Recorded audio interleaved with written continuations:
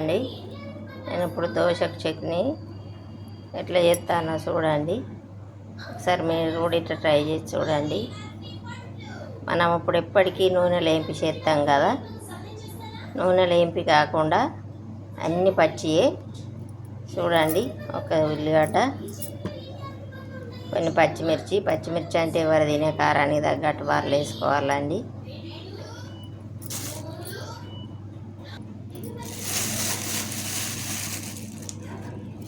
ఒక గుప్పెడు పల్లీలు,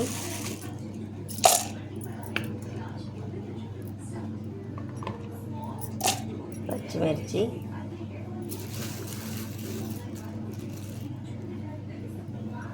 ఒక పిడికడన్ని పుట్నాలు,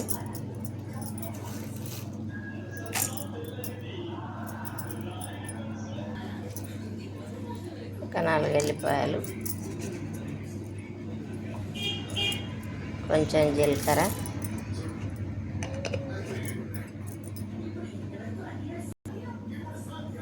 సరిపడా ఉప్పు,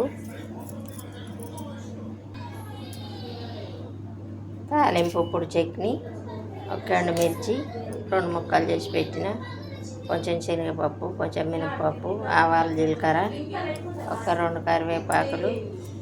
ఇప్పుడు నూనె పొయ్యి మీద పెట్టుకున్నానండి.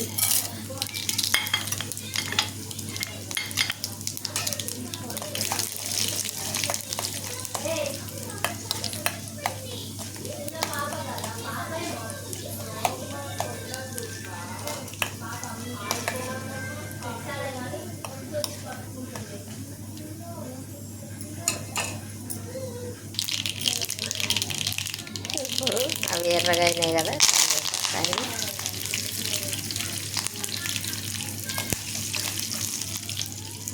ఇప్పుడు స్టవ్ ఆఫ్ చేసుకొని చట్నీ పోయాలి.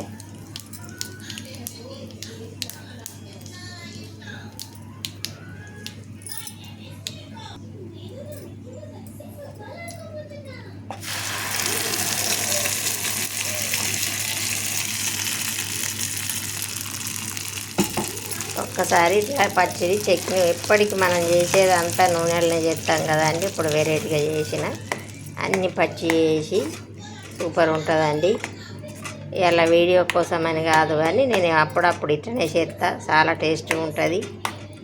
చట్నీ రెడీ.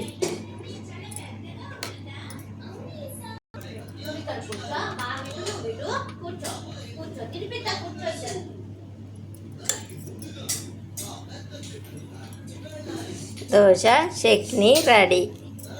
చట్నీ ఈ విధంగా చేసుడు మీకు నచ్చినట్టయితే, అన్ని పచ్చి చేసి పట్టినా కదా, చట్నీ మీకు నచ్చినట్టయితే లైక్ చేయండి, షేర్ చేయండి, కామెంట్ బాక్స్లో కామెంట్ పెట్టండి ఎట్లున్నదో.